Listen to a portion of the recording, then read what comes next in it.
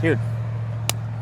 What's up, guys? We are out here at Barber Motorsports Park. We're super excited. It is the first round of the Motovation Supersport class and the second round of the SC Project Twins Cup. First round was in Daytona a couple weeks ago, and then now we are out here at Barber for the second round. Man, we were looking at that entry list, and bro. Super stacked field, lots of talent out there. Should be some really good racing this year. Yeah, we're excited. We're gonna take you into the paddock. We're gonna just see what we can see. Let's get into it.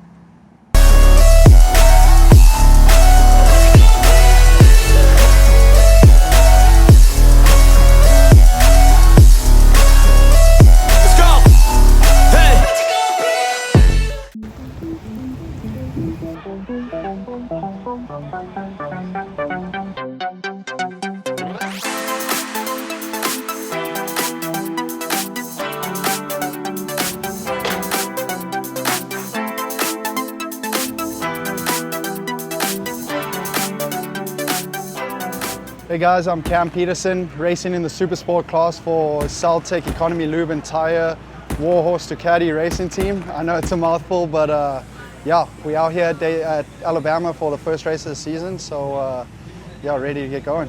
What is the Supersport class?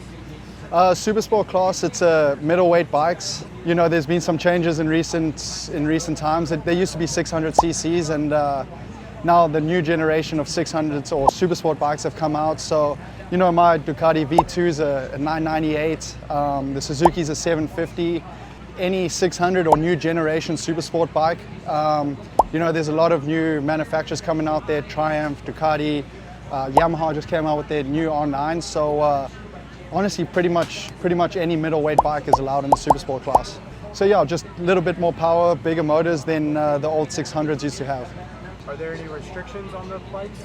Yeah, so there are some restrictions put on some of the bikes. The ECU gets controlled by MotoAmerica. On some of the bikes, the RPMs have been kind of tamed down. We can only rev the bike to a certain point. And some of the throttle maps that have been put in the bike only allow the throttle to open up so much, just to kind of keep it within the Supersport window. But yeah, I mean, the bikes make so much more torque than what the old 600s used to that, you know, it's feels more like a super bike than a 600. What does your race weekend look like as far as schedule goes? Yeah, race weekends pretty mellow. You know, I kind of like to lay low and keep to myself a little bit, but yeah, just travel days Wednesdays, we get in Wednesday, setup days on Thursday, so we'll come hang out with the team, get all of this set up, kind of go over a plan for the rest of the weekend, and then yeah, Friday we got practice one, qualifying one, race Saturday, race Sunday. So yeah, busy weekend, long weekends with 3 days of riding, but yeah, it's so damn fun, and it's a family in this paddock. I'm Kayla Yaakov, number 19, racing in the MotoAmerica Motovation Supersport series, and yeah, I race for Rahal Ducati Moto with Expel. My race day schedule: I wake up, try to get some breakfast, do some warm-ups, you know, get my body ready for the hard day, and yeah, just try to relax, chill, listen to music, and yeah, just try to relax. And then after the race, I can do whatever I want because that was enough for the day. Nick, by the way. PJ. PJ, nice to meet you. Race day schedule is pretty much, you know, we have the qualifying. Usually, hopefully that goes well and then puts us in the right mental and mindset for the race. Then usually, like, I feel like I walk around a lot, and then I'm just like constantly thinking about the race and getting like anxious, and the adrenaline's going. Then I have some pasta. I'm always drinking like, I don't know, energy drinks and stuff like that, and getting ready for the race pretty much, and then on the grid. My name's Gus Rodio. I ride for Rodio Racing on a Ducati V2 in the Motovation Supersport class. Race day. Wake up, eat breakfast, warm up, eat lunch, and we go racing. I got my van here. I try and keep my van at all the rounds. I got like a little apartment set up in there, kind of like set up in there, and that's where I debrief and kind of chill out. And yeah, I mean, it's not a very hectic day. You got two times you have to be on track, and that's it. Everything else is just relaxed. Yeah, I'm Blake Davis. I'm racing for Strack Racing on the Yamaha R9. Yeah, I like to get here 2 hours before my first session of the day. Get here and you know, get some good breakfast in me. You know, good breakfast always starts my day. And then start stretching out maybe an hour before my first session, getting loose, get my heart rate up a little bit, get ready for the first session, go out. After practice qualifying our first session, we come in, have a little debrief, kind of relax as much as we can, try and stay cool, you know, especially down here. It's been pretty hot this weekend. Almost same thing for the race, about an hour before the race, start stretching again. You know, get my mind right, get focused, listen to some music, you know, try and lock in for the race, and then after the race, same thing, debrief again, and try and relax.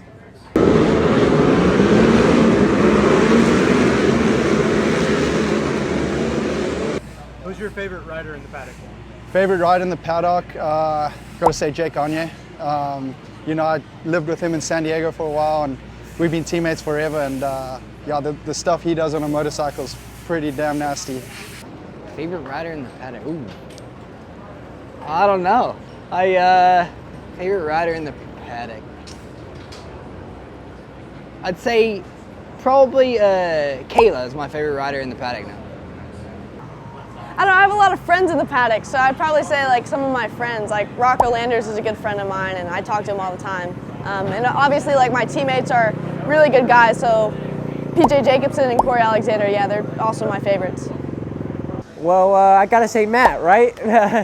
Matt's been an amazing teammate. He's pushed me to go faster, so anyone that makes me go faster is probably gonna be my favorite. Wow. I like Josh Hayes a lot. I just started, I had a couple conversations with Josh Hayes in 2023, some last year, and he's very chill, and he does what he's got to do, and he's drama free, and I like that. Any paddock? Whew. You guys know I'm close with Maz. Have you ever seen anything like this in international racing? Mazziato gets it wrong. He hits the wall, and he hits the fellow Aprilia. Hayden Schultz also gets hit. Very outgoing, and he looked like a hippie, but if you looked at that kid's track maps when I was his teammate, it was like unreal, like the information, you know what I mean? Maz taught me how to ride, so I've always kind of said him and Posh kind of brought me to where I'm at, so like realistically, like those are my favorite riders. What are your hobbies besides racing? I just started getting into golf, but not really great at it. That's like my hobby at the moment, to have a good time like during the week and stuff like that, and try to learn like something new. Pretty much all golf. I love mountain biking, love fishing, so I got a lot of hobbies. I grew up playing sports, so anything sports related, I'm in. I love mountain biking. I mountain bike probably once a week, maybe twice a week, try and get out as much as I can. But yeah, I think that's got to be my favorite. I like playing music. I play guitar and bass and a couple other small things, and then rock climbing. I like rock climbing a lot too. I've been trying to make stuff look cool recently. I've been kind of like doing my own day job kind of thing, and it's kind of fun, but my favorite hobby outside of racing is supermoto, and if that's too close to racing, then dirt bikes. And if that's too close to racing, then making stuff look cool, vinyl work. I like that. Where are you, and what do you think you're doing in 10 years' time? I am going to be having a normal job in 10 years' time, and I don't know, but hopefully it's in like a warm state where it's warm year round, because I don't really like the cold or the winter. Like I grew up like that, so probably in a warm state year round, maybe like Tennessee or Montana, and yeah, probably having a normal job somewhere, or like, I don't know. Yeah, just enjoying life that way, I guess. Yeah, so right now, obviously just racing motorcycles, got a beautiful wife. 10 years time, man, I think I see myself in the forest somewhere with a piece of land, growing food and having some animals, and just, yeah, living life to the fullest. In 10 years, I'd be 28 years old. hopefully at that point I'm on the world stage, whether it's, right now it's looking like World Superbike. I think World Superbike would be an amazing place to be, and hopefully on Yamaha still, putting Yamaha back at the front, and maybe living in Europe somewhere. I think that would be, an amazing place to live. It's so beautiful over there. So that's the goal. Hopefully in 10 years I'll be in World Superbike. That's my goal, is to be over there and hopefully doing well. That's always been my goal, is to go over to Europe and race over there. If that takes me anything past World Superbike, maybe MotoGP, that would be great. But World Superbike is the goal, and hopefully, maybe I'll still live here in the States, but I like to spend my time in Spain. So Spain and World Superbike. Going to check out the Barber Vintage Museum. If you are a motorcyclist, this is one of the spots that you've absolutely got to check out.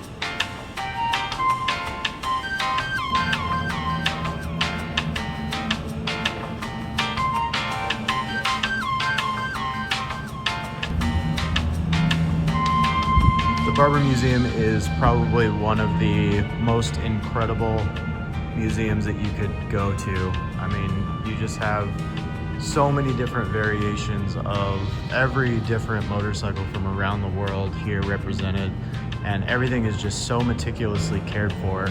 If you're a motorcyclist, if you've been a motorcyclist for a while, if you're getting into it, this is just an absolute, almost overwhelming primer for just anything on two wheels. It's just absolutely incredible. One of the best things that I think this country has to offer, as far as collections of motorcycles that are available to the public. You can come here.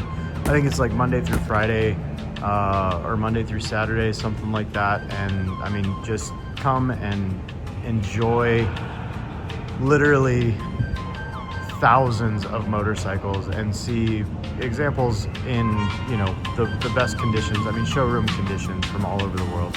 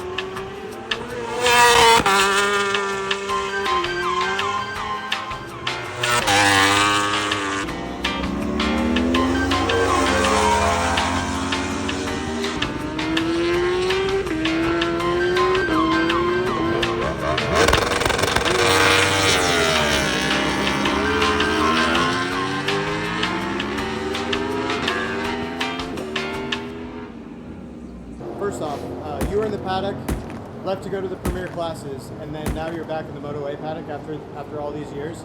How has it changed? It's changed a bit, from obviously it's been over a decade since I've been here, so it kind of felt like, first day of school coming back, but at the same time, 75% of the people here, they're the same faces I used to see, and it's different for me, obviously, as a rider. It's a lot more adrenaline and different thinking, and then now it's a lot more anxiety and nerves when you can't really control anything. You're just trying to help as much as you can, so definitely enjoy being back. It's definitely, a different role, though. Yeah. Well, with that, obviously it's a wildly different role. How do these new challenges compare to that of a rider? You know, it's funny. I called a couple old team managers, and I was like, I kind of understand it a little bit more, you know, now when you got to play Switzerland and, you know, just keep everybody happy. But it's been fun. I like, you know, it's great hanging out with the guys again and the mechanics and the riders, and, you know, mainly just trying to help, you know, all three riders, help them be better, help the communication better with the team, and when it comes to feedback with the bikes and stuff like that, and just helps as much as I can. There's a lot of experience, and just, you know, ask questions and you know, give what you can. Yeah. And then so I mean, literally continuing on with that, how does your point of view as a rider? How do you handle the management of the team and the riders? Like, as far as, you know, do you get a lot of mental acuity from them, or help them with that, or how do you handle that? Yeah, I mean, you know, Richie Alexander, he's the one that really, you know, makes all the show come together, and I kind of joke that I'm the team mascot of the team, but, you know, it's also, I know what I know and I know what I don't know, and working with the riders and just kind of helping them get in the right mindset, or thinking about some things differently on the track, and how you break down the setup, and just kind of, you know, working with them. That's probably my strongest point, you know, with the team, and again, trying to make everybody have fun and keep it light, and when the riders are happy, they're fast.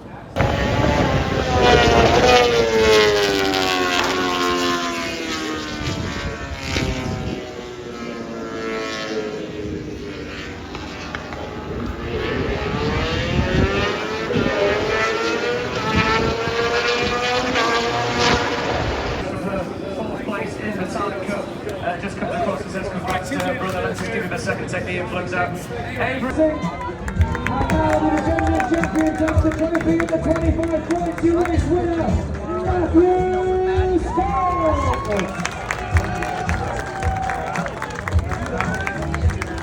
The next race on track.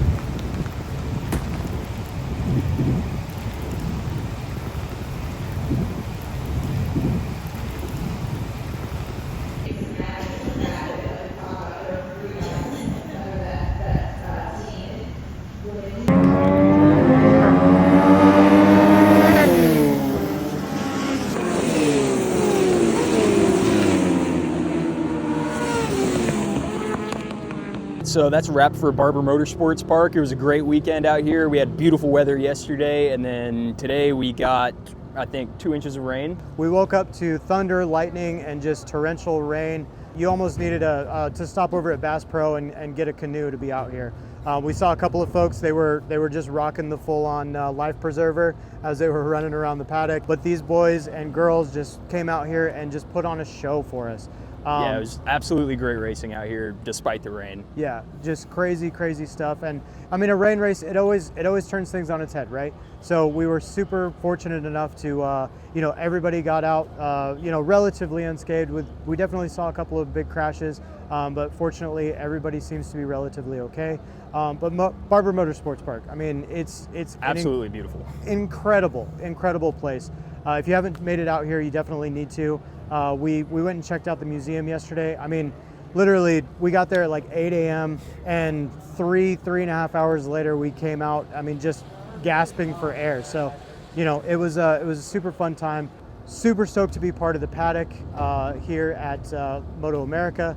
We've been in the Paddock for a long time, supporting the Twins Cup with Robum Engineering. Alessandro Di Mario, the current reigning champion, he put on a hell of a show this weekend for us. And yeah, if you like more stuff like this, just please like and subscribe so that we can continue to bring you coverage like this.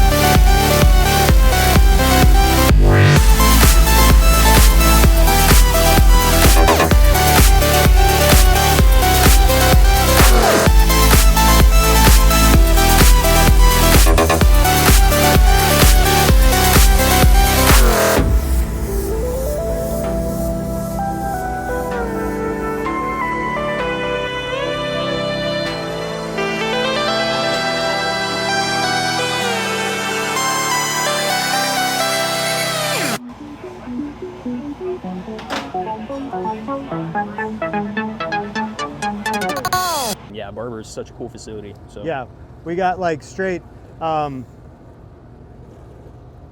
nailed it.